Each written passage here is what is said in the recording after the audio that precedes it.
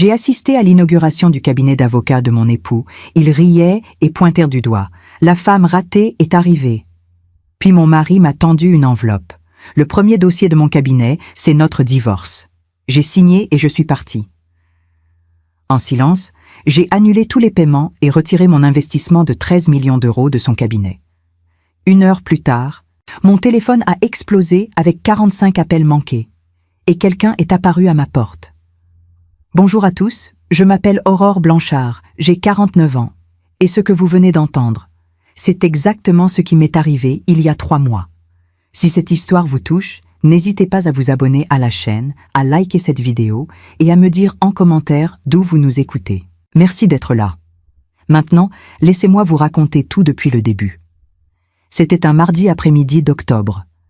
Le ciel parisien était gris, lourd, comme si même la météo savait ce qui allait se passer. Je marchais dans la rue des Francs-Bourgeois, dans le Marais, en serrant contre moi une boîte de champagne Veuve Clicquot que j'avais achetée chez Nicolas. Mes mains tremblaient légèrement. Je ne savais pas pourquoi. Peut-être l'intuition. Je me suis arrêtée devant un immeuble haussmannien magnifiquement restauré. La pierre blonde brillait sous la lumière grise. Une plaque dorée, toute neuve, étincelait près de la porte. Dufresne & Associés, cabinet d'avocat. Mon cœur s'est serré. 24 ans que j'attendais ce moment. L'inauguration officielle du cabinet d'Olivier, mon mari. Enfin, il avait réussi. Enfin, tout ce pourquoi nous avions travaillé. Enfin, tout ce pourquoi j'avais travaillé. Prenait forme. J'ai respiré profondément. Ajusté mon foulard Hermès, un cadeau de ma mère, décédée 5 ans plus tôt. J'ai poussé la lourde porte vitrée. L'intérieur était somptueux. Sol en marbre blanc veiné de gris. Lustres en cristal. Des arrangements floraux immenses dans des vases en porcelaine. Le salon principal était bondé. Au moins 60 personnes. Avocats en costume 3 pièces impeccable. Femmes en tailleur Chanel. Serveurs en veste blanche circulant avec des plateaux de petits fours et des flûtes de champagne. Je me suis avancée doucement, cherchant Olivier du regard. Personne ne m'a salué. J'ai souri poliment à quelques visages familiers, des collègues d'Olivier que j'avais rencontrés lors de dîners professionnels au fil des années. Ils ont détourné les yeux. Un groupe près de la grande fenêtre a éclaté de rire.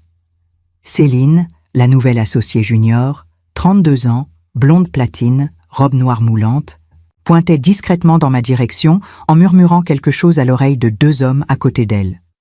Ils se sont tous tournés vers moi et ont ricané. J'ai senti mes joues brûler, mais j'ai continué d'avancer. J'ai posé la boîte de champagne sur une table d'appoint et j'ai pris une flûte sur un plateau qui passait. Mon Dieu, elle ose venir. La voix venait de ma gauche. Je me suis retournée. Sandrine, la secrétaire exécutive d'Olivier, grande, rousse, lunettes design, me regardait avec un mélange de pitié et de mépris. Elle était entourée de 3 autres femmes que je ne connaissais pas. « La femme ratée est arrivée », a murmuré l'une d'elles, assez fort pour que je l'entende parfaitement. Elles ont toutes ri, un rire léger, cristallin, cruel. J'ai serré ma flûte de champagne si fort que j'ai cru qu'elle allait se briser dans ma main. Mon cœur battait si vite que j'entendais le sang pulser dans mes oreilles. Mais je suis restée immobile, droite, digne. Aurore. La voix d'Olivier a coupé à travers le brouhaha. Je me suis retournée. Il était là, au centre du salon, impeccable dans son costume gris anthracite sur mesure. Cheveux poivre et sel parfaitement coiffés en arrière. Cravate bordeaux. Montre Patek Philippe au poignet, celle que je lui avais offerte pour ses 50 ans. Il ne souriait pas. « Viens avec moi », a-t-il dit d'un ton sec, professionnel. Il a traversé le salon sans même vérifier si je le suivais. J'ai posé ma flûte et je l'ai suivi. Les conversations se sont tues sur notre passage. Je sentais les regards, les chuchotements, les sourires en coin. Olivier a ouvert une porte au fond du couloir, son bureau privé. Immense. Bureau en bois massif. Fauteuil en cuir cognac. Bibliothèque remplie de codes juridiques reliés en cuir. Vue magnifique sur les toits de Paris. Il a fermé la porte derrière moi. Le silence était assourdissant. « Je voulais te parler avant ?» a-t-il commencé en allant directement à son bureau. « Mais tu es venu plus tôt que prévu. » Il a ouvert un tiroir et en a sorti une enveloppe blanche, épaisse, officielle. « Qu'est-ce que c'est » ai-je demandé, même si une partie de moi savait déjà. Il a posé l'enveloppe sur le bureau et l'a poussée vers moi. « Ouvre !» Mes mains tremblaient quand j'ai pris l'enveloppe. Le papier était lourd, de qualité. J'ai sorti les documents.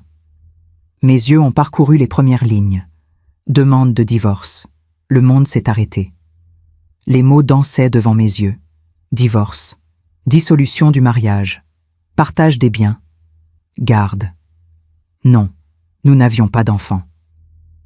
Le premier dossier de ce cabinet, a dit Olivier d'une voix neutre, presque clinique, c'est le nôtre, notre divorce.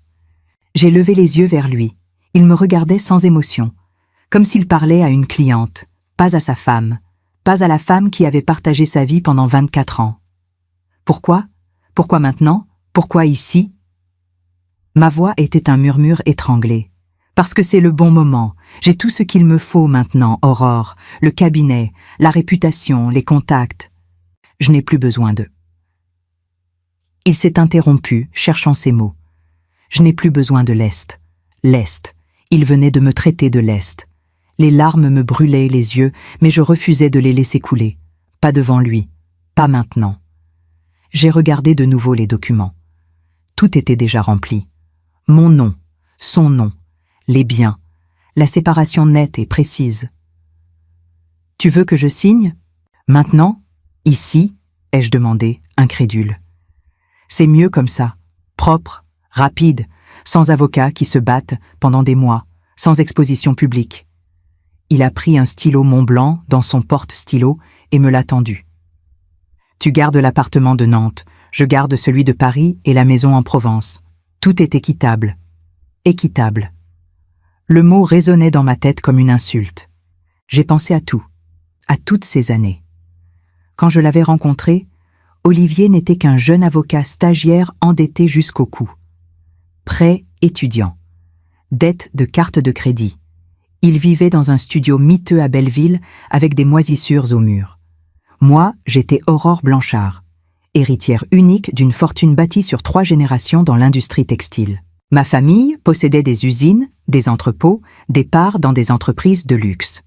Quand mon père était mort, j'avais 23 ans. 2 ans plus tard, ma mère me rejoignait. J'étais seule, riche, terriblement seule. Olivier était beau, intelligent, ambitieux. Il me parlait de ses rêves, de son cabinet futur, de justice, de changer le monde. Je suis tombée amoureuse, follement, complètement. Pendant 24 ans, je l'ai soutenu.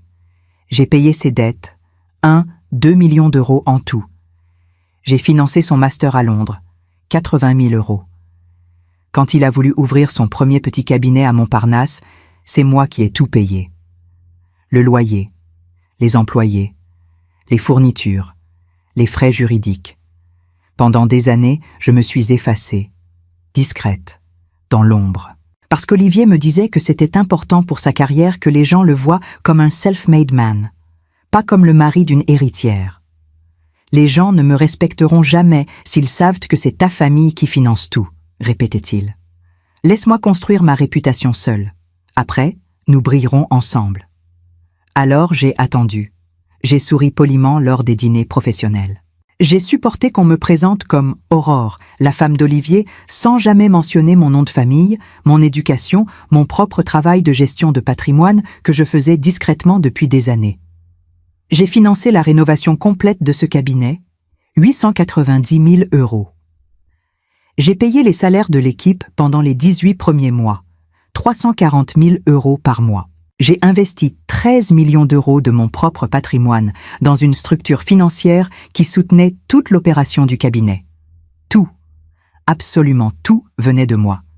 Et maintenant, il me tendait un stylo pour que je signe mon propre effacement définitif.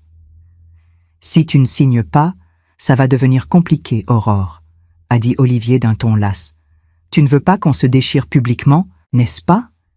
Pense à ta dignité, ma dignité. » Il osait parler de ma dignité alors qu'il venait de me traiter de lest devant. Non, pas devant. Mais tous ces gens dehors savaient. Ils savaient tous qu'il allait me quitter. Les rires, les regards, C'était ça. J'étais la blague de la soirée. J'ai pris le stylo. Ma main tremblait tellement que j'avais du mal à écrire. Mais j'ai signé. Vite. Parce que si je réfléchissais une seconde de plus, j'allais m'effondrer. Olivier a pris les documents, les a rangés soigneusement dans un dossier en cuir. « Merci de faciliter les choses », a-t-il dit, comme s'il me remerciait d'avoir accepté un rendez-vous. Je me suis levée. Mes jambes tremblaient. J'ai quitté le bureau sans un mot. J'ai traversé le couloir. Les conversations animées du salon me parvenaient comme un brouhaha lointain. Quand je suis entrée dans le salon, plusieurs têtes se sont tournées. Céline a murmuré quelque chose à son groupe. Des rires ont fusé. Je ne savais pas s'ils riaient de moi ou d'autre chose, mais dans ma tête, ils riaient tous de moi. J'ai traversé la pièce, tête haute, pas rapide. J'ai poussé la lourde porte vitrée. L'air froid d'octobre m'a giflé le visage. J'ai descendu les marches de l'immeuble. La rue des Francs-Bourgeois était animée. Touristes, Parisiens pressés, vélos, trottinettes. La vie continuait. Normale, indifférente. Moi, je venais de signer la fin de ma vie telle que je la connaissais. J'ai marché sans but pendant 10 minutes, puis j'ai hélé un taxi. « Où allez-vous, madame ?» a demandé le chauffeur. « Rue de la Roquette, Bastille. » Il a démarré. J'ai regardé Paris défiler par la fenêtre. Les lumières commençaient à s'allumer. La nuit tombait doucement. Je sentais un vide immense dans ma poitrine, comme si quelqu'un avait creusé un trou béant à la place de mon cœur. Le taxi s'est arrêté devant un petit immeuble en pierre de taille, 6e étage, sans ascenseur. J'ai payé la course. J'ai grimpé les escaliers lentement, marchant après marche. Mon appartement. Petit. 2 pièces. Je l'avais loué il y a 4 mois, quand j'avais senti que tout s'effritait entre Olivier et moi. Un refuge. Un endroit à moi. J'ai ouvert la porte. Silence. J'ai allumé les lumières. L'appartement était spartiate. Un canapé beige, une table basse. Quelques livres, pas de photos, pas de souvenirs. Juste un espace vide pour une femme vidée. Je me suis assise sur le canapé. J'ai regardé mes mains. 49 ans. Des rides commençaient à marquer mon visage. Mes cheveux grisonnaient. J'avais donné les meilleures années de ma vie à un homme qui venait de me jeter comme un vieux meuble encombrant. Puis, quelque chose en moi s'est réveillé. Une colère sourde, profonde, pas explosive, pas hystérique, froide. Je me suis levée.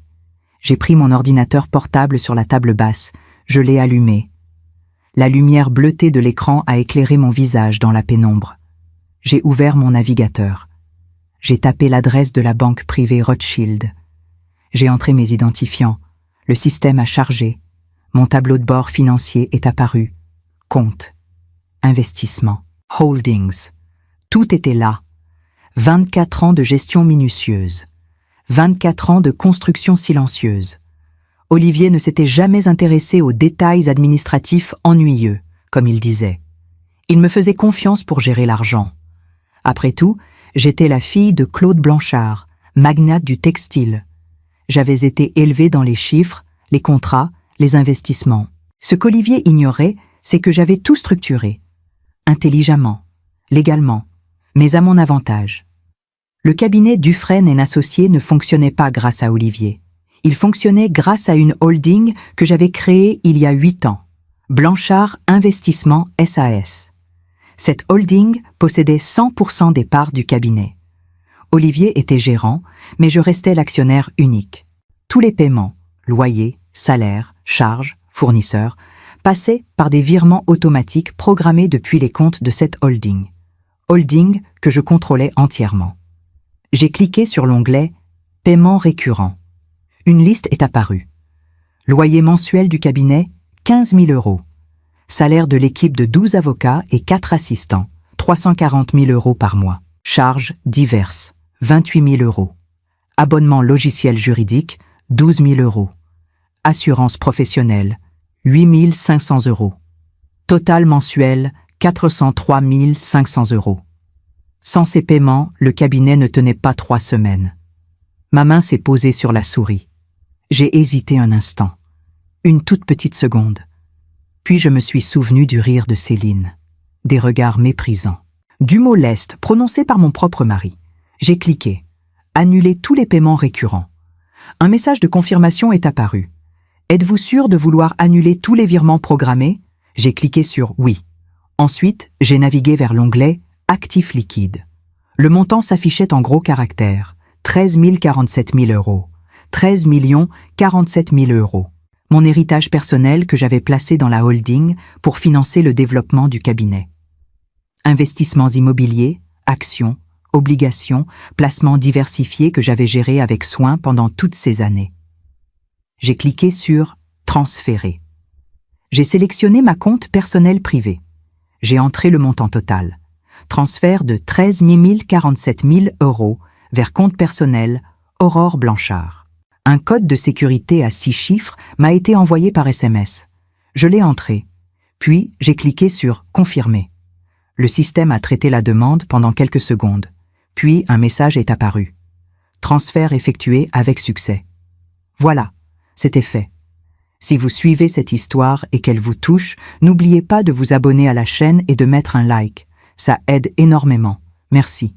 Maintenant, revenons à ce qui s'est passé. J'ai fermé l'ordinateur. Mes mains ne tremblaient plus. J'étais calme. Étrangement calme. Je me suis préparé une tisane. Verveine. J'ai pris une couverture en laine et je me suis installé sur le canapé avec ma tasse fumante. Par la fenêtre, je voyais les lumières de Paris scintiller. La tour Eiffel clignotait au loin. J'ai repensé à tous ces dîners où j'avais souri poliment pendant qu'Olivier racontait ses succès professionnels sans jamais mentionner ma contribution. À toutes ces fois où des gens me demandaient « Et vous, qu'est-ce que vous faites ?» et où je répondais vaguement « Je m'occupe de gestion de patrimoine » pour ne pas éclipser mon mari. À toutes ces soirées où Olivier riait avec ses collègues pendant que je restais assise seule dans un coin, ignorée, invisible. Pendant 24 ans, j'avais été l'ombre d'Olivier Dufresne. Ce soir, j'avais décidé de récupérer ma lumière. Mon téléphone a vibré. Un message de ma banque confirmant le transfert. J'ai souri. Un petit sourire triste, mais libérateur. 40 minutes sont passées. J'ai terminé ma tisane. Je regardais un documentaire sur Arte quand mon téléphone s'est mis à vibrer violemment. Encore, encore, encore. J'ai pris le téléphone. L'écran affichait « Olivier, appel entrant ». J'ai rejeté l'appel. Nouvelle vibration. Encore lui. J'ai rejeté. Les appels se sont enchaînés. 1, 2, 5, 10, 15. Mon téléphone n'arrêtait plus. Entre chaque appel rejeté, des messages WhatsApp s'affichaient « Aurore, décroche ». « C'est urgent ? Aurore ? Qu'est-ce que tu as fait ? Réponds, bon sang !» J'ai coupé le son, mais les notifications continuèrent de défiler. 20 appels, 30, 40. À 22h47, j'ai compté. 45 appels manqués d'Olivier. Plus 12 messages vocaux. Plus 28 messages textes. Je n'ai rien ouvert. Rien écouté. Je connaissais déjà le contenu. Panique, colère, supplication, menace peut-être. J'ai éteint mon téléphone complètement. Le silence est revenu. Apaisant. Délicieux. Je me suis levée pour aller me préparer une deuxième tisane quand on a sonné à la porte. Un coup, puis un autre. Insistant. Puis des coups de poing. Forts. « Aurore, Aurore, ouvre cette porte !» La voix d'Olivier. Essoufflée. Désespérée. Je me suis approchée doucement de la porte. J'ai regardé par le judas. Olivier était là, dans le couloir mal éclairé du 6e étage. Cheveux en désordre, cravate desserrée, veste de costume ouverte, chemise froissée, visage rouge. Des gouttes de sueur perlaient sur son front. Il a frappé encore. « Aurore, je sais que tu es là. Ouvre, on doit parler. » J'ai posé ma main sur la poignée. J'ai respiré profondément, puis j'ai ouvert la porte. Olivier s'est figé. Nos regards se sont croisés. Ses yeux étaient injectés de sang. Il respirait fort, comme s'il venait de courir un marathon. Probablement qu'il avait couru. Probablement qu'il avait pris un taxi en pleine panique et grimpé les 6 étages à toute vitesse. « Tu !» Il cherchait ses mots, la voix tremblante. « Tu as retiré tout l'argent !» Ce n'était pas une question, c'était une constatation horrifiée. « Oui, ai-je répondu calmement. Aurore, tu ne peux pas faire ça. Il a fait un pas en avant, mais je n'ai pas bougé. Il s'est arrêté, hésitant. Le cabinet. Tout le cabinet repose sur ses fonds, les salaires, le loyer, les contrats en cours. Tu vas tout détruire. Je sais exactement ce que j'ai fait, Olivier. Mais pourquoi? Il a presque crié, ses mains tremblaient. À cause du divorce? Tu es folle? On peut discuter? On peut? On peut quoi? Ma voix était glaciale. On peut renégocier? On peut trouver un arrangement? C'est drôle. Tu ne voulais pas discuter il y a quelques heures quand tu m'as tendu ces papiers de divorce pendant que tes collègues se moquèrent de moi. Il a pâli. Aurore, La femme ratée est arrivée. J'ai répété les mots que j'avais entendus. C'est comme ça qu'il m'appelait. Et tu savais. Tu savais qu'il se moquerait de moi. Tu savais que ce serait une humiliation publique. Mais tu as quand même choisi ce moment. Ce lieu. Ce n'était pas. Du lest. Tu m'as traité de lest. Les larmes me montaient aux yeux, mais je les retenais encore. 24 ans, Olivier. 24 ans à te soutenir, à croire en toi, à financer tes rêves. Et pour toi, je suis un poids mort dont il faut se débarrasser maintenant que tu as réussi. Je n'ai jamais dit ça. Tu as dit exactement ça. Je n'ai plus besoin de lest. Tu crois que j'ai oublié? Il s'est passé la main dans les cheveux, geste nerveux que je connaissais bien. J'étais stressée. C'était mal formulé. Je ne pensais pas. Tu pensais exactement ce que tu disais. J'ai croisé les bras. Le problème, Olivier, c'est que tu as toujours pensé que c'était toi qui avais bâti ce cabinet. Ton talent, ton travail, ta réputation. C'est le cas. Non. J'ai secoué la tête. C'est moi qui l'ai bâti. Chaque pierre, chaque contrat, chaque salaire. Tout venait de mon argent, de mon héritage, de ma gestion. Mais tu étais tellement occupé à briller sous les projecteurs que tu as oublié qui payait l'électricité. Olivier a ouvert la bouche, puis l'a refermée. Pour la première fois depuis que je le connaissais, il était à court de mots. Combien de fois est-ce que tu m'as demandé de rester discrète? Ai-je continué. Combien de fois est-ce que tu m'as dit de ne pas mentionner ma famille, mon argent, ma contribution, parce que ça ternirait ton image de self-made man? C'était pour nous protéger. Non, c'était pour te protéger. Moi, tu t'en fichais. J'ai senti ma voix se briser légèrement. Pendant 24 ans, j'ai été invisible, la femme silencieuse au bras de l'avocat brillant. Personne ne savait qui j'étais vraiment. Personne ne savait ce que j'apportais. Et ce soir, quand tu m'as humilié devant tout le monde, j'ai compris une chose. Quoi? Que je ne voulais plus être invisible. Olivier a reculé d'un pas, comme si mes paroles l'avaient physiquement frappé. Aurore, s'il te plaît, on peut arranger ça, on peut. Tu as 72 heures. Quoi? 72 heures pour me présenter une proposition de partage équitable, 50% de tout ce qu'on a construit ensemble, le cabinet, les biens, les investissements. Tout. 50%? Mais c'est impossible, le cabinet va survivre si tu acceptes de reconnaître ma part, ou va couler si tu continues à me traiter comme une quantité négligeable. J'ai soutenu son regard. À toi de choisir. Tu me fais du chantage? Non, je réclame ce qui m'appartient. Olivier a serré les poings. Je voyais les veines de son cou palpiter. Il était en colère, mais surtout, il avait peur. Une peur panique de tout perdre. Les employés, ils vont perdre leur travail. Alors dépêche-toi de trouver une solution. Tu es avocat, non? Tu es brillant. Tu es celui qui résout les problèmes impossibles de tes clients fortunés. Résous celui-ci. Aurore, tu ne comprends pas les implications légales de... Ne me parle pas de légal, Olivier. Ma voix était devenue tranchante comme une lame.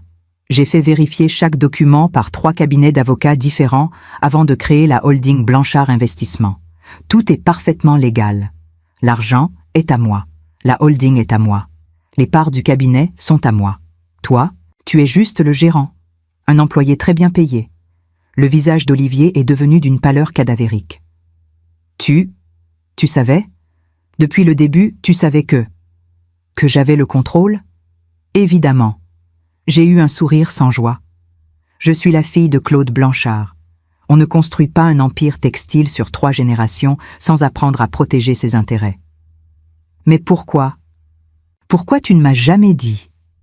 Parce que je t'aimais, parce que je croyais en nous, parce que je pensais que tu ne me trahirais jamais. J'ai senti une larme couler sur ma joue. Une seule. Je me suis trompée. Le silence entre nous était épais, suffocant. Olivier me regardait comme s'il me voyait pour la première fois. Comme si la femme qu'il pensait connaître venait de se révéler être une étrangère. 72 heures, ai-je répété doucement. Après ça, je dissous la holding et je retire tout définitivement. Le cabinet fermera. Les employés perdront leur travail. Les clients iront ailleurs. Et ta réputation que tu as mis 24 ans à bâtir s'effondrera en 1 semaine. Tu ne ferais pas ça. Il essayait de paraître confiant, mais sa voix tremblait. Tu crois? J'ai incliné la tête. Il y a quelques heures, tu pensais que j'allais gentiment signer mes papiers de divorce et disparaître en silence. Tu me connais vraiment si mal que ça? Olivier a ouvert la bouche, puis l'a refermée. Il a reculé dans le couloir, les épaules voûtées. Soudain, il paraissait plus vieux, fatigué, vaincu. « J'ai fait une erreur », a-t-il murmuré. « Oui, une énorme erreur. Je peux. Est-ce qu'on peut au moins discuter? Prendre un café demain, calmement? Envoie-moi ta proposition par email. Mon avocat l'examinera. » Ton avocat? Il a semblé surpris. Tu pensais vraiment que j'allais gérer ça seul? J'ai contacté maître Lefebvre du cabinet Lefebvre & Rousseau il y a 3 semaines. Olivier a tressailli. Michel Lefebvre était l'un des avocats spécialistes du divorce les plus redoutés de Paris. Impitoyable, méthodique, il ne perdait jamais. 3 semaines. Olivier a compris. Tu savais qu'il allait me demander le divorce. J'ai senti le vent tourner. Les dîners où tu rentrais de plus en plus tard. Les week-ends où tu devais travailler, mais où je voyais les photos de Céline sur Instagram dans les mêmes restaurants que toi. Je ne suis pas stupide, Olivier. Il a fermé les yeux. Céline et moi, ce n'est pas ce que tu penses. Je ne pense rien, et honnêtement, je m'en fiche. C'était vrai. La douleur que j'aurais dû ressentir face à son infidélité probable était étrangement absente. Peut-être parce qu'il ne restait plus rien à briser dans mon cœur. Aurore. Il a tendu la main vers moi, mais je me suis reculée. 72 heures, Olivier. Le décompte a commencé. J'ai refermé la porte, doucement, sans claquer. Un clic net, définitif. J'ai entendu ses pas dans le couloir, lent, lourd. Puis le bruit de ses chaussures dans l'escalier, de plus en plus distant. Je me suis adossée contre la porte. Mes jambes ont tremblé et je me suis laissé glisser jusqu'au sol. J'ai posé ma tête sur mes genoux, repliés. Et là, enfin, j'ai pleuré. Pas des sanglots hystériques, pas des cris, juste des larmes silencieuses qui coulaient sans fin, libérant 24 ans de frustration, d'invisibilité, d'amour non partagé. J'ai pleuré pour la jeune femme que j'étais à 25 ans, qui croyait que l'amour suffisait. J'ai pleuré pour toutes ces années où je m'étais effacée en pensant que c'était ça, le soutien. J'ai pleuré pour l'humiliation de ce soir, pour les regards moqueurs, pour les rires cruels. Mais surtout, j'ai pleuré de soulagement. Parce que pour la première fois depuis si longtemps, j'avais repris le contrôle de ma vie. Combien de temps suis-je restée assise là, contre cette porte? 1 heure? 2? Je ne sais pas. Quand j'ai relevé la tête, mes yeux étaient gonflés, ma gorge brûlait, mais je me sentais étrangement légère. Je me suis levée, j'ai allumé toutes les lumières de l'appartement, je suis allée dans la salle de bain, j'ai regardé mon reflet dans le miroir, visage rougi, mascara coulé, cheveux en désordre. Mais dans mes yeux, il y avait quelque chose de nouveau, une détermination, une force que je ne me connaissais pas. « Tu as 49 ans, Aurore », me suis-je dit à voix haute. « La moitié de ta vie n'est pas encore écrite. Qu'est-ce que tu vas en faire ?» Cette question résonnait dans ma tête pendant que je me démaquillais, que je me brossais les dents, que j'enfilais mon pyjama en coton doux. Je me suis couchée mais je n'arrivais pas à dormir. Mon esprit tournait en boucle. Les souvenirs défilaient. La première rencontre avec Olivier dans ce café près du Panthéon. Notre mariage civil discret à la mairie du 5e, les promesses murmurées, les rêves partagés. Quand est-ce que tout avait basculé? Quand est-ce que nous étaient devenus lui et moi? Je pense que ça avait été progressif, insidieux, comme une érosion lente, les petites remarques. Aurore, tu pourrais éviter de mentionner que tu as payé ça devant mes associés? Aurore, ce serait mieux si tu ne venais pas à ce dîner, c'est très professionnel. Aurore, tu comprends, c'est important pour mon image. Mon image. Toujours son image, jamais la mienne. Je me suis retournée dans le lit. La lumière des réverbères filtrait à travers les rideaux fins. Paris ne dormait jamais vraiment. On entendait toujours des bruits, des voitures, des sirènes lointaines, des éclats de voix de fêtards qui rentraient. J'ai repensé à ma mère. Elle était morte quand j'avais 28 ans. Cancer foudroyant. 6 mois entre le diagnostic et son dernier souffle. Dans ces derniers jours, lucide malgré la morphine, elle m'avait pris la main. Aurore, ma chérie, ne te perds jamais dans quelqu'un d'autre. Promets-le-moi. J'avais promis, mais j'avais menti. Ou plutôt, je n'avais pas su tenir cette promesse. Maman, j'ai pensé dans le noir. Je suis désolée, mais je vais me retrouver maintenant. Je te le promets. Vers 4 heures du matin, j'ai fini par m'endormir. Un sommeil agité, peuplé de rêves confus. Je me suis réveillée vers 9 heures du matin. La lumière automnale entrait doucement par la fenêtre. J'ai mis quelques secondes à réaliser où j'étais, ce qui s'était passé. Puis, tout m'est revenu d'un coup. Le divorce, l'humiliation, l'argent retiré, Olivier à ma porte. J'ai pris mon téléphone. 63 messages non lus, 82 appels manqués. La plupart d'Olivier, mais aussi de numéros que je ne connaissais pas. Probablement ses associés, ses employés, tous paniqués. J'ai ignoré tout ça. J'ai ouvert mes emails, un seul m'intéressait, celui de maître Michel Lefebvre, mon avocat. Madame Blanchard, j'ai bien reçu votre message de cette nuit. Excellent travail. Nous avons désormais une position de force absolue. Je suis disponible aujourd'hui à 14 heures dans mon bureau si vous souhaitez discuter de la stratégie. Bien cordialement, ML. J'ai répondu que je serais là. Ensuite, j'ai pris une longue douche chaude. L'eau brûlante sur ma peau me faisait du bien. Je me sentais sale, pas physiquement, mais émotionnellement. Comme si toutes ces années d'humiliation silencieuse avaient laissé une crasse invisible sur moi. Je me suis habillée avec soin. Pantalon noir en laine, chemisier blanc immaculé, veste cintrée grise, escarpin discret mais élégant. Cheveux attachés en chignon bas, maquillage léger mais soigné. Je voulais avoir l'air de ce que j'étais, une femme d'affaires qui reprend le contrôle de sa vie. J'ai quitté l'appartement vers 13 heures. Le métro était bondé, des touristes avec leurs plans dépliés, des Parisiens pressés qui lisaient Le Monde sur leur téléphone, des lycéens bruyants qui riaient. La vie normale. Pendant que mon monde explosait, le reste du monde continuait tranquillement. Le cabinet Lefebvre & Rousseau se trouvait avenue Kléber, dans le 16e arrondissement.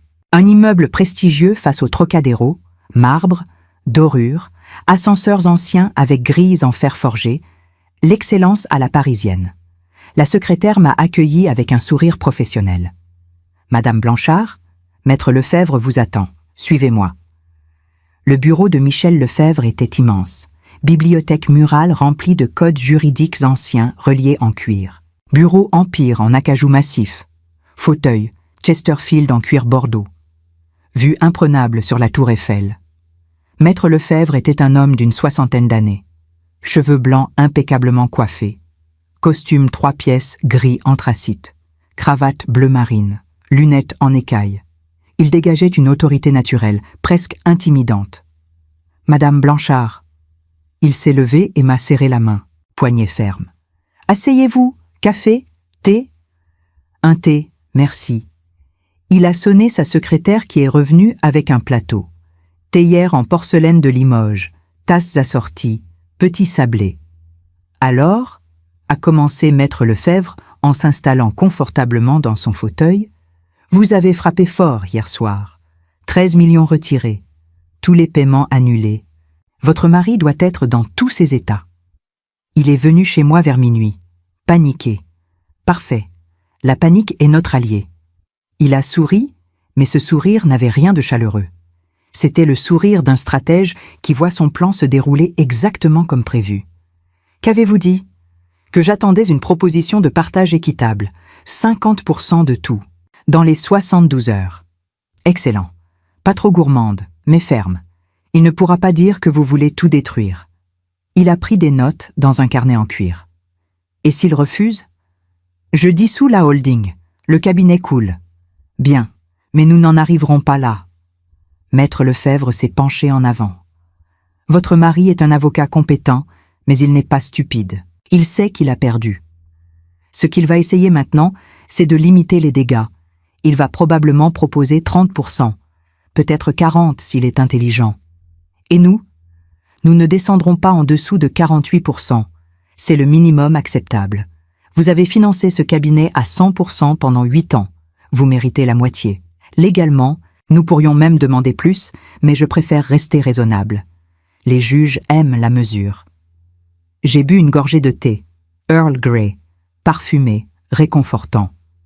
Maître, j'ai une question. Je vous écoute. Est-ce que je suis cruel? Est-ce que ce que je fais est disproportionné? Michel Lefebvre a retiré ses lunettes et m'a regardé droit dans les yeux. Madame Blanchard, dans ma carrière de 35 ans, j'ai vu des centaines de divorces, des femmes ruinées parce qu'elles avaient y fait confiance. Des hommes aussi d'ailleurs, mais le plus souvent, ce sont les femmes qui se font avoir, surtout celles qui ont de l'argent. Il a fait une pause. Vous avez financé les rêves de votre mari pendant 24 ans. Vous vous êtes effacé pour qu'il brille. Vous avez été humilié publiquement, et quand il a décidé de vous jeter, il l'a fait de la manière la plus blessante possible. Alors non, vous n'êtes pas cruel, vous êtes juste. Ces mots m'ont fait du bien. J'avais besoin d'entendre ça. J'avais besoin qu'on me dise que je n'étais pas un monstre. Maintenant, a continué Maître Lefebvre en remettant ses lunettes. Parlons stratégie. Votre mari va probablement vous contacter aujourd'hui ou demain. Il va essayer de vous apitoyer. Pense aux employés. Pense à tout ce qu'on a construit ensemble. On peut s'arranger. Ne cédez pas. Je ne céderai pas. Bien. S'il ne propose rien dans les 72 heures, nous passons à la phase 2.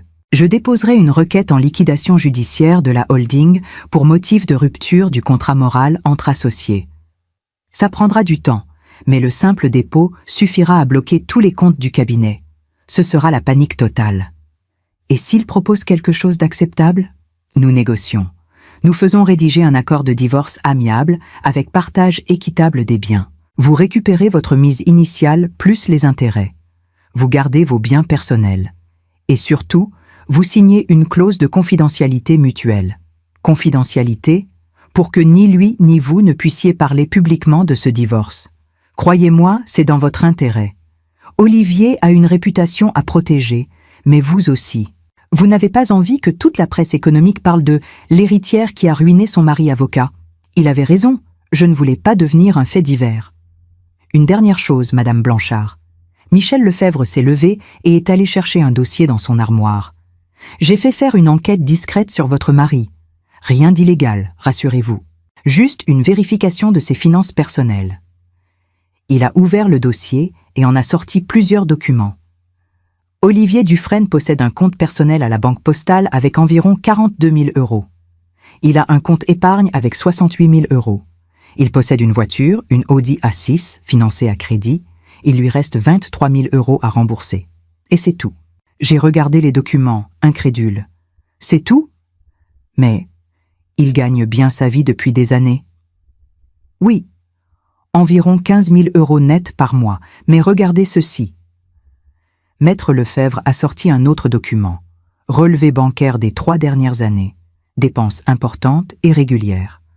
Restaurant gastronomique, hôtel de luxe, voyages, vêtements de marque, bijoux, des bijoux. Oui, il a acheté pour 7 000 € de bijoux chez Cartier il y a 6 mois, et pour 4 000 € chez Van Cleef il y a 3 mois. Mon cœur s'est serré. Je n'avais jamais reçu de bijoux d'Olivier. Même pour nos 20 ans de mariage, il m'avait offert un livre. Céline, ai-je murmuré. Probablement. Je n'ai pas de preuves directes, Mais le timing correspond. L'heure. Relation a dû commencer il y a environ 1 an, si je me fie au changement dans ses habitudes de dépenses. 1 an. Pendant 1 an, il me trompait. Pendant 1 an, il planifiait notre divorce. Pendant 1 an, il me regardait comme un obstacle à éliminer. Madame Blanchard? La voix de maître Lefebvre m'a ramené au présent. Ça va? Oui, ça va. J'ai respiré profondément. Continuez. Ce que je veux que vous compreniez, c'est qu'Olivier n'a presque rien. Tout ce qu'il possède, tout ce qu'il est professionnellement, repose sur le cabinet. Et le cabinet repose sur vous. Il n'a aucun levier. Vous avez tout. C'était vrai, mais cette vérité me donnait plus de tristesse que de satisfaction. Comment en étions-nous arrivés là? Comment un amour qui avait semblé si vrai, si pur, avait-il pu se transformer en cette guerre froide? Il va céder, a affirmé maître Lefebvre. Peut-être pas immédiatement, il va se débattre, essayer de négocier, mais au final, il cédera, parce qu'il n'a pas le choix. Nous avons passé encore 1 heure à discuter des détails techniques, les documents à préparer, les scénarios possibles, les contre-attaques qu'Olivier pourrait tenter. Quand je suis sortie du cabinet Lefebvre & Rousseau, il était presque 16 heures. Le ciel s'était couvert, il allait pleuvoir. J'ai marché jusqu'au Trocadéro. Les touristes prenaient des photos de la Tour Eiffel. Des enfants couraient en riant. Un accordéoniste jouait « La vie en rose ». Je me suis assise sur un banc. J'ai regardé la ville s'étendre devant moi. Paris, ma ville, où j'étais née, où j'avais grandi, où j'avais aimé, où j'avais souffert. Mon téléphone a vibré. Un email d'Olivier. Aurore, s'il te plaît, appelons-nous. Nous devons parler. Je ne peux pas répondre à ta demande en 72 heures. C'est impossible. J'ai besoin de temps. S'il te plaît. Olivier. J'ai relu le message 3 fois. Il y avait quelque chose de pathétique dans ce ton suppliant. L'homme qui, 48 heures plus tôt, me tendait froidement des papiers de divorce, mendiait maintenant ma clémence. J'ai répondu « Tu as jusqu'à vendredi 18 heures. Pas 1 minute de plus. Fais-moi une proposition par écrit. Mon avocat l'examinera. Aurore. » Court, factuel, sans émotion. J'ai envoyé le message et j'ai éteint mon téléphone. La pluie a commencé à tomber. Fine d'abord, puis plus drue. Les touristes se sont dispersés en courant. Moi, je suis restée assise. L'eau froide coulait sur mon visage, se mélangeant peut-être à quelques larmes que je n'avais pas senties venir. Qu'est-ce que je faisais? Étais-je en train de me venger ou de me protéger? Peut-être les deux. Peut-être que c'était la même chose.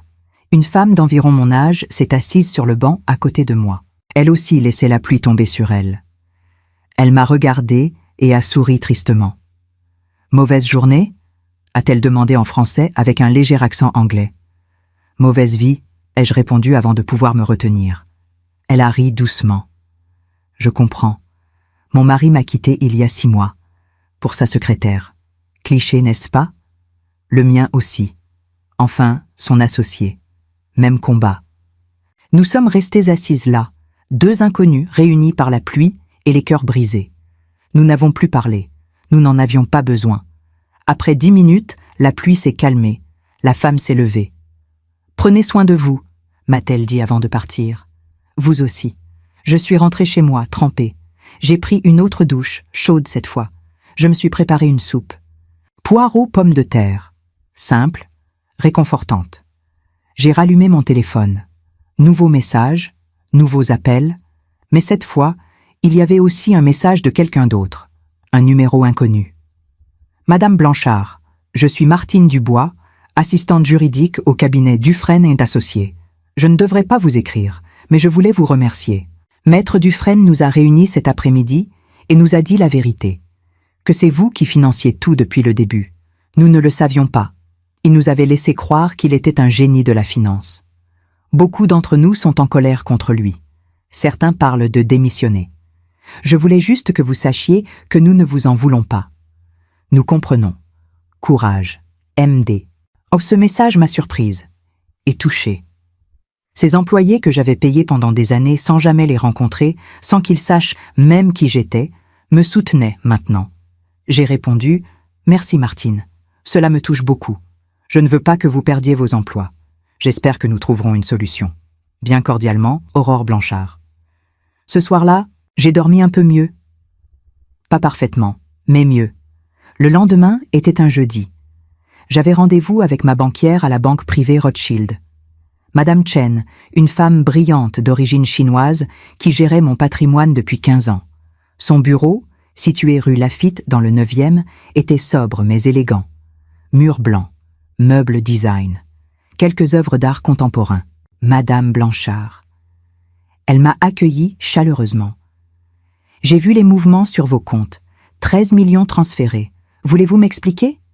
Je lui ai tout raconté. Le divorce, l'humiliation, ma décision. Elle m'a écouté sans m'interrompre, hochant la tête de temps en temps. Je vois, a-t-elle dit quand j'ai terminé. Vous avez bien fait. Juridiquement, vous êtes couverte.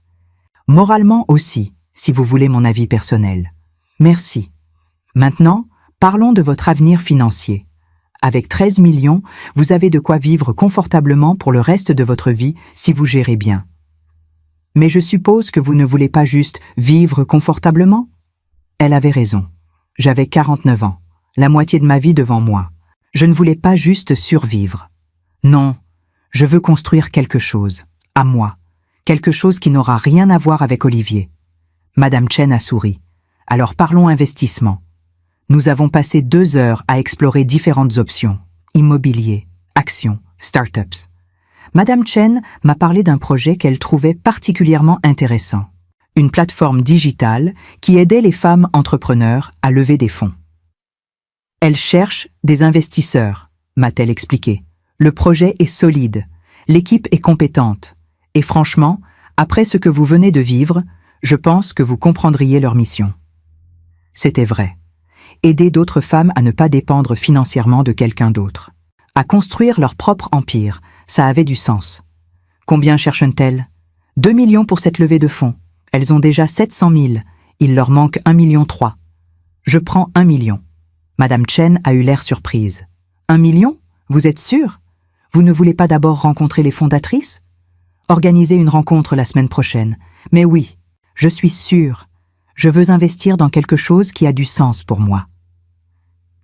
Nous avons continué à discuter. J'ai également décidé d'investir dans l'immobilier locatif. 3 appartements dans différents quartiers de Paris. Des placements sûrs qui généreraient des revenus passifs. Quand je suis sortie de la banque, je me sentais vivante. Pour la première fois depuis des années. J'étais en train de construire mon avenir. Pas celui d'Olivier, le mien. Le vendredi est arrivé, le jour fatidique, 18 heures, la deadline que j'avais fixée. J'étais dans mon appartement, assise sur le canapé, ordinateur sur les genoux. 16h58, 2 minutes avant l'échéance. Mon email a sonné, un message d'Olivier. Proposition de partage des biens, divorce, Dufresne, Blanchard. Mon cœur s'est accéléré. J'ai ouvert le document PDF attaché. 10 pages, détaillées, précises. Olivier proposait 35% des parts du cabinet, plus l'appartement de Nantes, plus une pension de 50 000 € par an pendant 5 ans. J'ai fait les calculs rapidement. 35% du cabinet valait environ 4,5 millions sur la base de sa valeur actuelle. L'appartement de Nantes valait environ 300 000. La pension totale sur 5 ans, 250 000. Total, environ 5 millions. J'avais investi 13 millions. J'ai ri. Un rire amer. Il se foutait de moi. J'ai transféré le document à Maître Lefebvre avec un message simple. Insuffisant. Que faisons-nous? Sa réponse est arrivée 15 minutes plus tard. Comme prévu. Il teste votre détermination. Je vais lui répondre que cette proposition est insultante et que si nous n'avons pas une offre révisée d'ici lundi midi, nous lançons la procédure de liquidation judiciaire de la holding. Ne vous inquiétez pas. Il va craquer. Le week-end a été long, interminable. Je n'ai pas quitté mon appartement. J'ai regardé des films sans les voir, vraiment. J'ai lu quelques pages de livres sans retenir ce que je lisais. J'ai dormi par petites tranches de sommeil agité. Le dimanche soir, vers 23h, mon téléphone a sonné. Numéro d'Olivier. J'ai décroché. Je ne sais pas pourquoi. Peut-être la fatigue, peut-être la curiosité. Aurore. Sa voix était éraillée, fatiguée. S'il te plaît, on doit parler.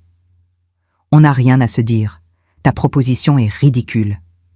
J'essaie de sauver ce que je peux. Tu ne comprends pas? Si tu prends 50%, le cabinet n'aura plus assez de trésorerie pour fonctionner. Ce n'est pas mon problème. Tu aurais dû y penser avant de me jeter comme un déchet. Aurore, je suis désolée, vraiment désolée. J'ai été con, j'ai été cruel. Mais s'il te plaît, ne détruis pas tout. Je ne détruis rien. Je récupère ce qui m'appartient. 40%. Je peux aller jusqu'à 40%. C'est le maximum absolu. 48, pas moins. C'est impossible. Alors, lundi, mon avocat lance la liquidation. Aurore! Il criait maintenant. Tu vas ruiner 12 employés, des gens qui ont des familles, des crédits. Tu t'en fous? Tu t'en fichais bien quand tu m'humiliais devant eux, quand tu me traitais de leste, quand tu me jetais pour ta maîtresse. Silence, long, pesant. Ce n'est pas une maîtresse, a-t-il murmuré finalement. Je m'en fiche complètement. Céline et moi, c'est sérieux. On va se marier. Choc, comme un coup de poing dans le ventre. Se marier. Déjà. Avant même que notre divorce soit finalisé, il planifiait déjà son prochain mariage. Alors elle pourra te consoler quand ton cabinet coulera. Ai-je répondu d'une voix que je ne reconnaissais pas moi-même. J'ai raccroché. Mon téléphone tremblait dans ma main. Ou c'était ma main qui tremblait. Je ne savais plus. Mariage. Il voulait épouser Céline. J'ai senti quelque chose se briser en moi. Un dernier petit morceau de cœur qui s'accrochait encore à l'espoir stupide que peut-être Olivier regretterait. Qu'il réaliserait son erreur. Qu'il reviendrait. Mais non, il ne reviendrait jamais. Parce qu'il n'avait jamais vraiment été là. J'ai pleuré cette nuit-là. Pour la dernière fois. Des pleurs profonds, déchirants, qui venaient du plus profond de mon âme. J'ai pleuré le deuil de mon mariage, le deuil de mes illusions, le deuil de la femme que j'étais. Mais le lundi matin, quand je me suis réveillée, quelque chose avait changé. Mes yeux étaient secs, mon cœur était calme. J'étais prête. À 10 heures, Maître Lefebvre m'a appelée. « Madame Blanchard, j'ai des nouvelles. Olivier vient de m'envoyer une nouvelle proposition. » « Combien ? » 45%, plus l'appartement de Nantes, plus une pension de 80 000 € par an pendant 3 ans. J'ai fait les calculs. Environ 7 millions au total. Mieux, mais pas encore assez. Dites-lui 47%, plus l'appartement. Plus 100 000 par an pendant 2 ans. Non négociable. Il a jusqu'à 16 heures. C'est votre dernier mot? Oui. À 14h30, Maître Lefebvre m'a rappelé. Il accepte. J'ai fermé les yeux. C'était fini. J'avais gagné. 47% du cabinet, l'appartement de Nantes, 200 000 € de pension sur 2 ans, plus une clause de confidentialité mutuelle, plus une clause lui interdisant de vous contacter directement pendant 2 ans, sauf pour raisons légales impératives. Parfait. Je fais rédiger l'accord. Vous pourrez signer mercredi. Félicitations, Madame Blanchard. Vous venez de remporter l'un des divorces les plus favorables que j'ai vus. Mais je ne me sentais pas victorieuse. Je me sentais juste, vide, épuisée. Le mercredi suivant, j'étais dans le bureau de Maître Lefebvre. Olivier était là aussi, dans une salle de réunion séparée. Nous ne nous sommes pas vus. Nous avons signé les documents chacun de notre côté. 45 pages d'accord de divorce, partage des biens, pension alimentaire, clause de confidentialité. Tout était détaillé, noir sur blanc. J'ai signé chaque page. Mon nom, Aurore Blanchard. Plus jamais Aurore Dufresne. Je n'avais jamais pris son nom officiellement, mais tout le monde m'appelait comme ça. Fini. C'est terminé, a annoncé Maître Lefebvre quand la dernière signature a été apposée. Vous êtes officiellement divorcée, Madame Blanchard. Mes félicitations. Félicitations pour un divorce. C'était presque drôle. Je suis sortie du cabinet par une porte différente pour ne pas croiser Olivier. La rue était ensoleillée. Novembre venait d'arriver, mais il faisait encore doux. Les feuilles des platanes jonchèrent les trottoirs dans des teintes dorées et rousses. J'ai marché sans but pendant 1 heure. Je suis passée devant notre ancien appartement, avenue de Breteuil. J'ai levé les yeux vers les fenêtres du 5e étage. Les rideaux étaient renfermés.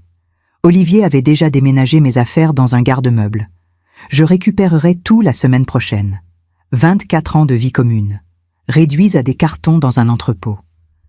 J'ai continué à marcher. Je suis passé devant le restaurant italien où nous avions eu notre premier rendez-vous. Il s'appelait Da Giuseppe.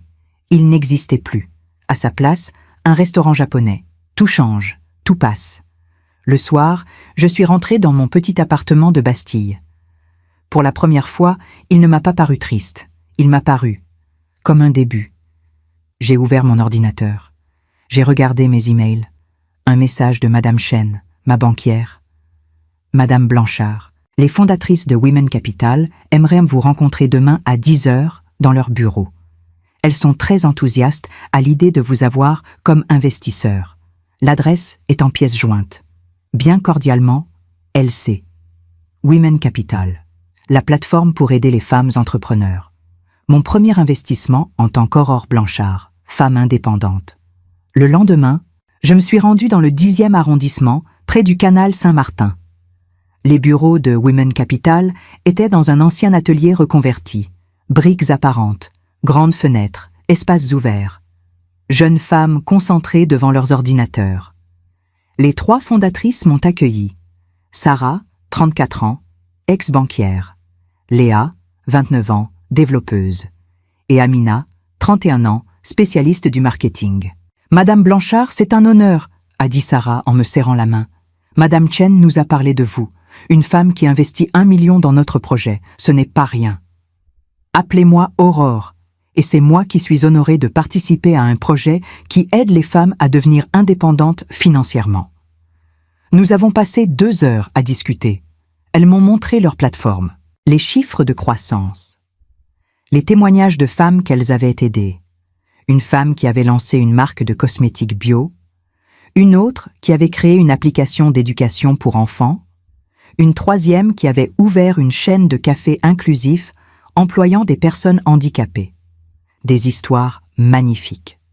Des femmes qui avaient osé, qui avaient pris leur destin en main. « Vous savez, » m'a dit Amina à la fin de la réunion, « nous cherchons aussi des mentors, des femmes qui ont de l'expérience et qui peuvent conseiller nos entrepreneurs. Ça vous intéresserait ? Moi, mentor ? » J'ai hésité. Qu'est-ce que je pouvais apporter ? J'ai géré un patrimoine familial, ai-je commencé doucement. J'ai structuré des investissements. J'ai financé une entreprise pendant 8 ans. Mais je ne suis pas entrepreneur.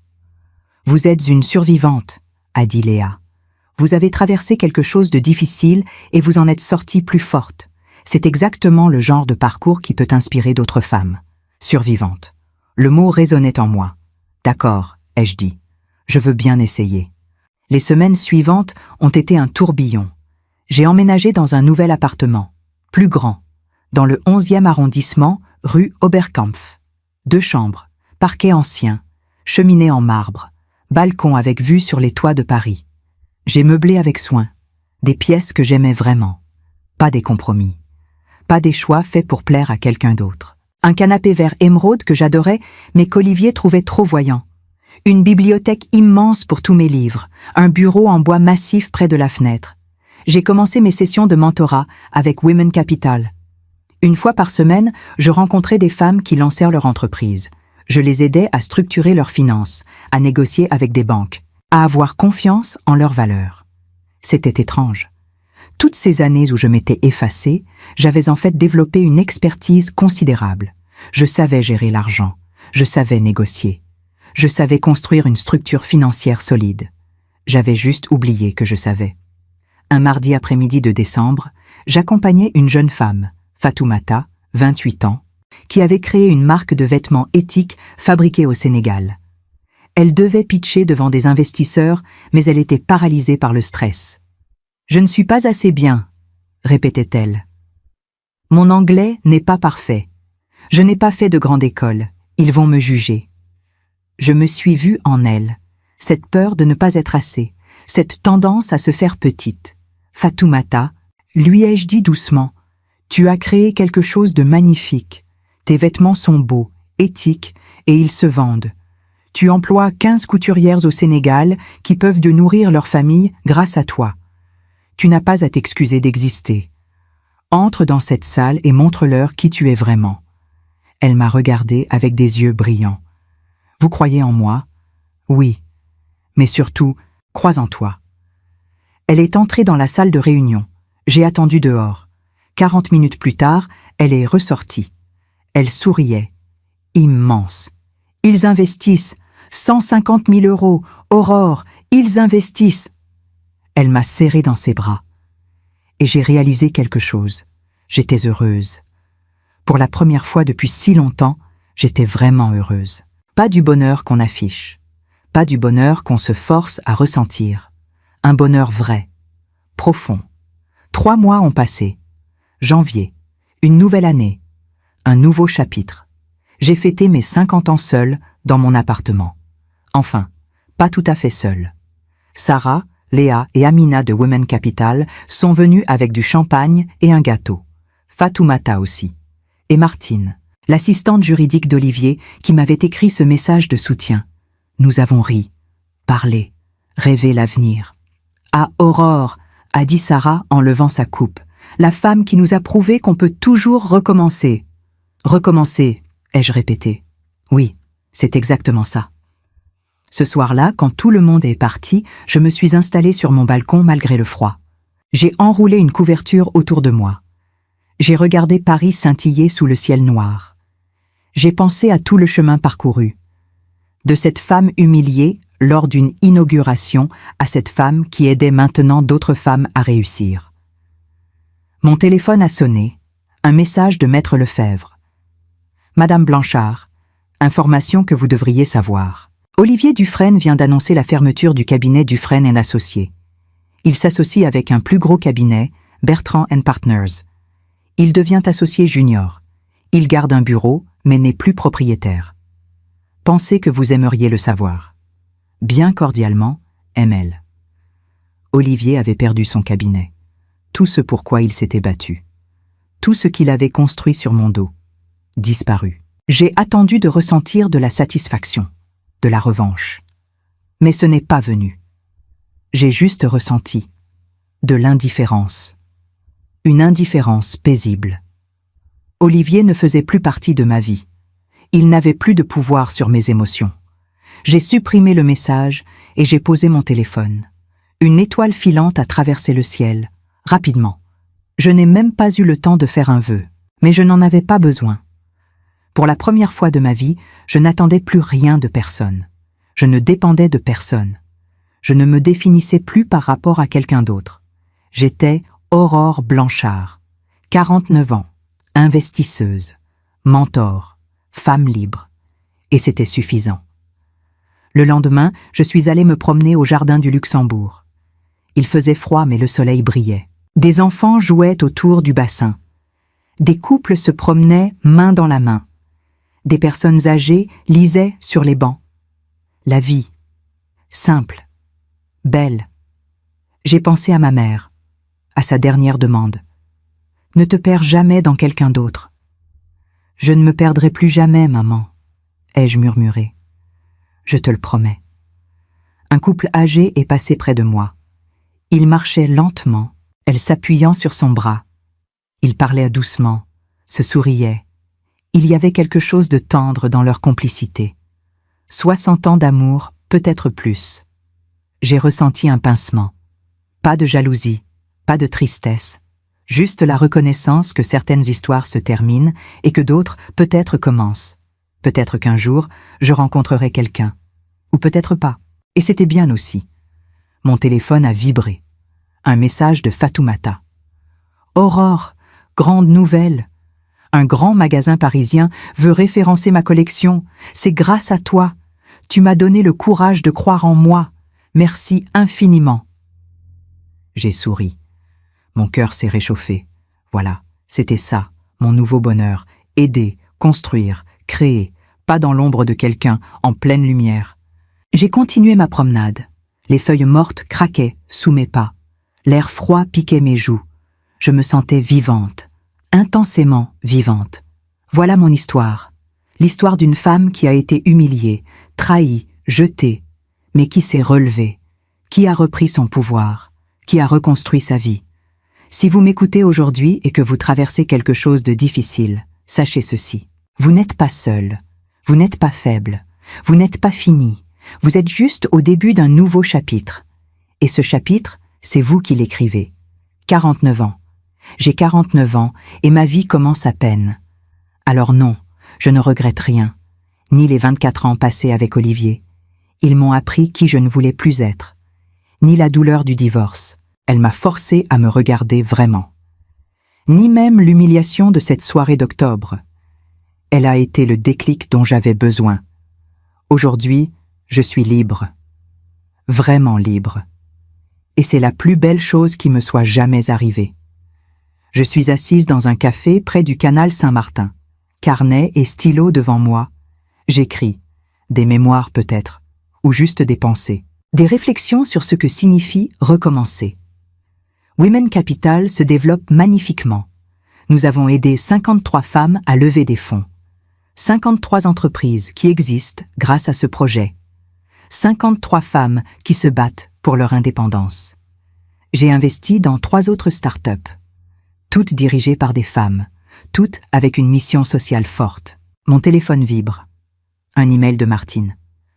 Bonjour Aurore, j'espère que tu vas bien. Nouvelle de la rue des Francs-Bourgeois. Olivier et Céline se sont séparés. Apparemment, quand il a perdu son cabinet et son statut, elle a perdu tout intérêt.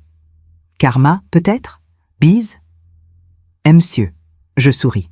Pas méchamment, juste. Le sourire de quelqu'un qui sait que la vie a son propre sens de la justice. Je referme mon carnet. Je regarde l'eau du canal scintiller sous le soleil de juin. Des jeunes rient sur les quais. Un bateau-mouche passe lentement. La vie continue. Toujours. Et moi, Aurore Blanchard, 49 ans et demi maintenant, je continue avec elle, plus forte, plus sage, plus moi-même que jamais.